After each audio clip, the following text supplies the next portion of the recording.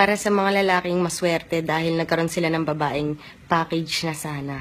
Kaso lang, sinayang nila. Ito lang masasabi ko sa inyo. Hindi porket napasa inyo yung babaeng ganong klase, madali na sa inyong palitan sila. Alam niyo kung bakit? Ito yon, real talk. May mga babaeng loko-loko. May mga babaeng manloloko. Kaya good luck sa inyo.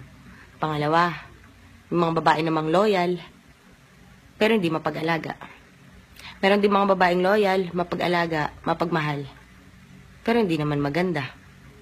Meron din naman babaeng loyal, mapag-alaga, mapagmahal, maganda, pero hindi naman magaling. Wala daw lalaking hindi kayang hindi man babae. Pero hindi ako naniniwala doon kasi may mga babae pa rin na kayang hindi man lalaki. Kaya meron pa rin talagang lalaking kaya na hindi man babae. Pantay lang yon, parehas lang yung babae at lalaki. Sa pagtatrabaho nga, kami nagtatrabaho, kayo hindi. Kami gumagastos, kayo hindi. Tapos, kayo pwede man babae. Tapos kami hindi pwede man lalaki. Pwede yun, choice lang ng tao yun. Siguro may lalaki, hindi kayang hindi man babae. Sa mga addict lang yun. Mag-addict na lang kayo. Huwag na kayong mag-girlfriend, mambabae na lang kayo.